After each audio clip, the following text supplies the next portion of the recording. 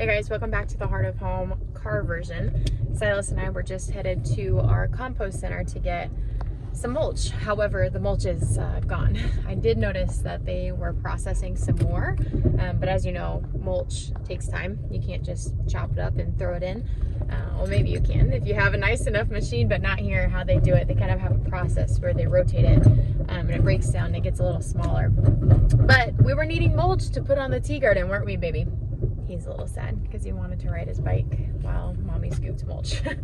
But instead, we're gonna go home and get some other chores done.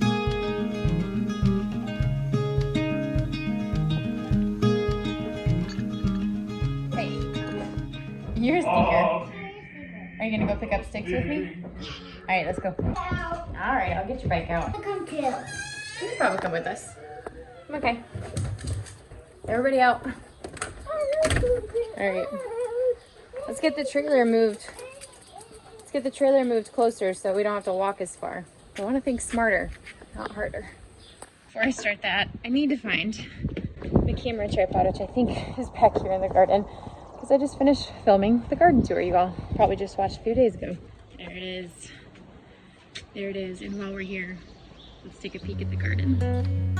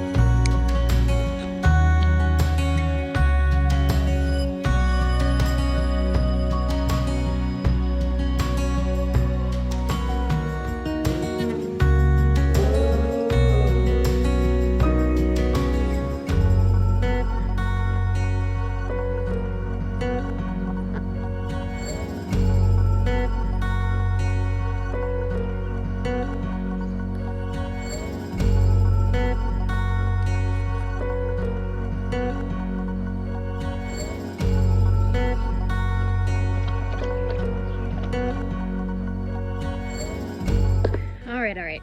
Enough of that. If you guys want to see more, be sure you're subscribed so you can follow along all summer long. I'm gonna be posting garden tour probably every Sunday, if not just every week. But the goal is to get one in every Sunday and then just a vlog style video in during the week, probably on Thursdays. In the meantime, we've got sticks to pick up in the front yard and then some Suburban Homestead chores. I lost my drink.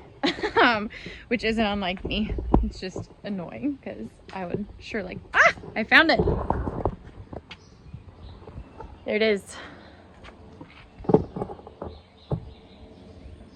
right, so the goal is to keep the yard cleaned up. This yard can get out of hand really quickly just because it's underneath a maple tree and an oak tree. And so we've constantly, and the oak tree is experiencing probably what we're assuming is some blight. And so I need to get the sticks picked up so that we can have a clean yard, easy to walk on, but also so we're not chopping them up in the lawnmower. Good morning. Stay. Bikey. Are you gonna ride your bike or play with monster trucks while mom picks up sticks? I'm gonna do both. First, I want to ride my bike. First, you're gonna ride your bike. And then what? And then monster Hey, truck. fingers out. Eki, And then monster truck. are you gonna help me pick up sticks? Yeah. Yeah. Where are you gonna put them? And then, so you hand them to me, and I will ride right over here and put them in the trailer. And you will put them in the trailer, huh? Okay. Well, you better go ride your bike. No, We got lots of sticks to pick up.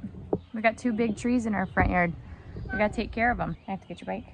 Yeah. All right, let's go. The other thing I've been noticing in our front yard is more mushrooms, which mushrooms is usually a good sign of good soil, good healthy soil.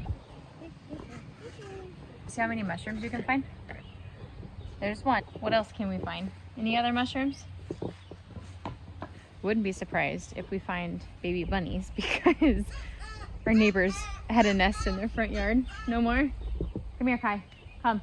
And he ran over it with a lawnmower. So thankfully he didn't kill the bunnies, but of course it scattered them and the mother.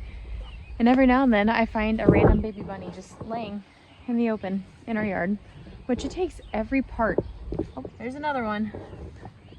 And another one. It takes every part in me not to pick them up and hold them because they're so cute and fluffy. I need to get my ID book out here and check these out. The only other mushrooms I've found in a yard are the jack-o'-lanterns, which are actually toxic to humans. Oh, there's more. Too bad they're not morels or something we could be eating.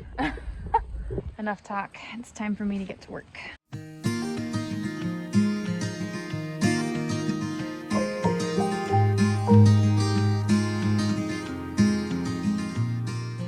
Can you believe all of these and all of these? Can you believe they were just laying in our yard? They were just laying in our yard. Can you believe it? Crazy, right? If we didn't pick those up, Daddy would have mowed over them with a lawnmower. It would have been bad on the blades. The other thing that's important is to keep our front beds weeded. I regularly weed. I have this, well, I say it's a rule, but it's just kind of an instinct that whenever I'm walking by and I literally see a weed, why am I waiting to pull it? Just pull it. And so that's what I do. For example, here's a wee little guy. Just pick him. Just pick him. Walking on by, just pick him. It's the best way to stay on top of weeds. More mushrooms. It's been my goal to get more edible food out here. I've got some nasturtiums out here. I think they're struggling, probably with the wood chips. I don't know, but they are looking like they're getting burned or something. I did add some basil as well in the front yard.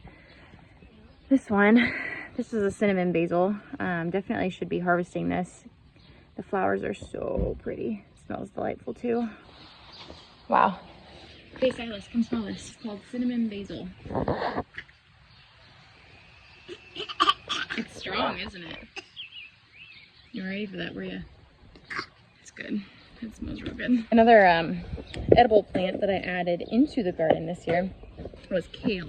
Now this kale isn't necessarily a landscape variety. I mean, who says it has to be a landscape variety to be in your front landscape? This very much could just be a garden. So this is also struggling, I'm guessing probably because of the soil. But hey, it's an edible plant in the front landscape, so it's better than just a boring annual or perennial. This is just not supposed to be here. Our neighbor just got home and he always lets Silas feed the dogs a biscuit. And Kion is ready. Are you gonna climb up and give one to Baloo first? Yes. Okay. Baloo's my pup. Kion's thinking, what the heck, man? I'm right here.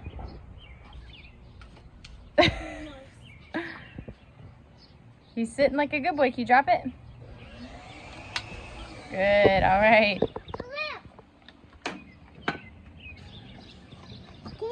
Now this, well, that is a tree starting to grow. That's what these little helicopters, you know, as a kid you'd throw them up in the air and they'd all come flying down like a helicopter.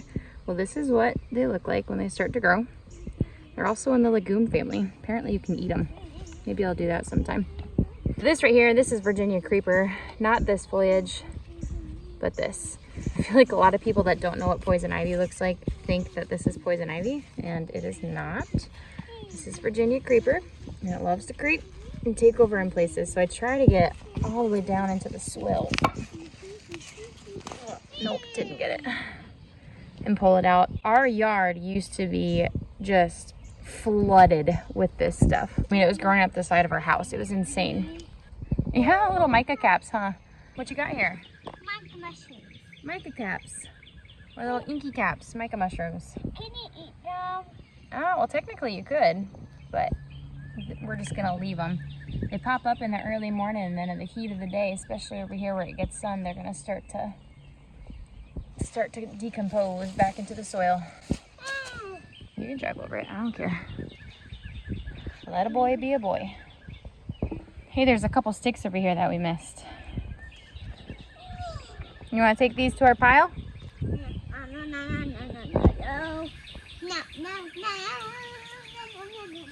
This is also a weed that is trying to grow in a rhododendron.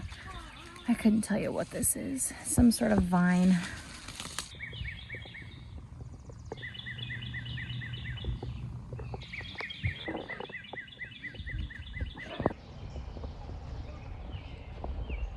So when I was checking on the garlic that I planted in this bed when we moved here, actually, that I didn't harvest the first season, I noticed this was just complete trial and error, and it's working.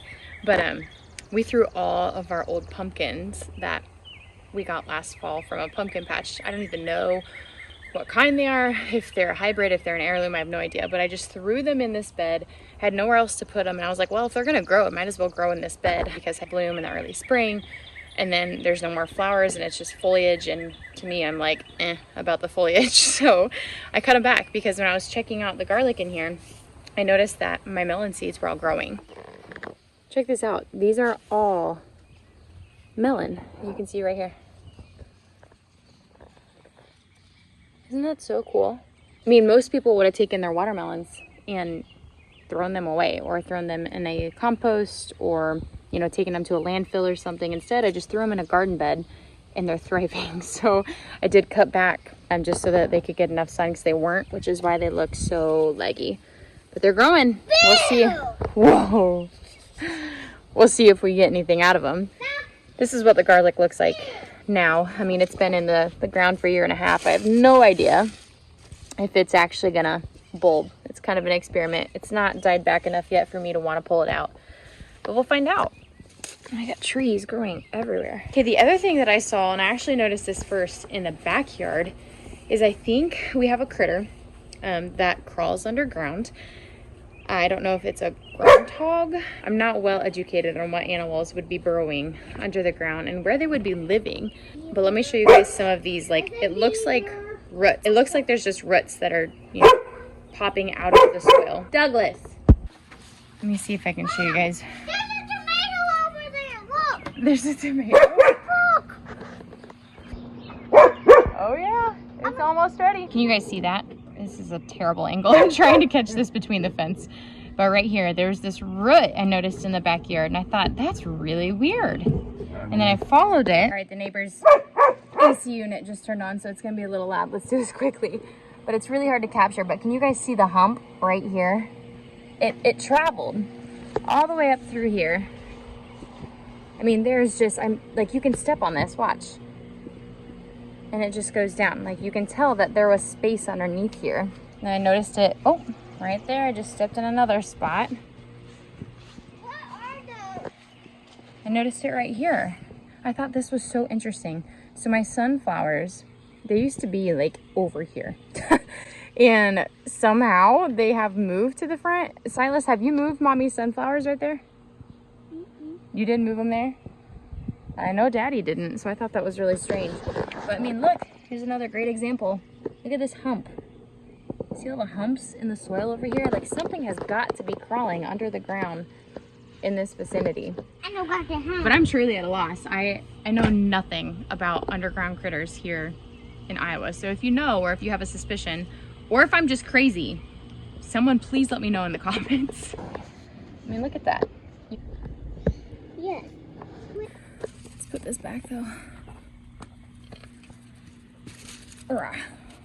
Anyways, I just wanted to pop on, say hey, show you guys what we were doing this morning. Just little chores around the house. We don't have an entire farm or, you know, a bunch of acres to take care of, but what I do believe in is stewarding the little that you have, to be entrusted with more, just like it says in scripture. And so what I want to do is tend to what I do have. That means picking up sticks, pulling weeds, being a good steward of the plants and the space that I have been given. So that's what we're trying to do here. And in the end, I hope that it encourages you and motivates you to do the same as well. Because you don't have to wait until you have a farm to get started to learn how to homestead. You can do it right now, where you are, with your tiny little suburban or urban house. It is possible. You just have to get started. I'll catch you all in the next video. See ya.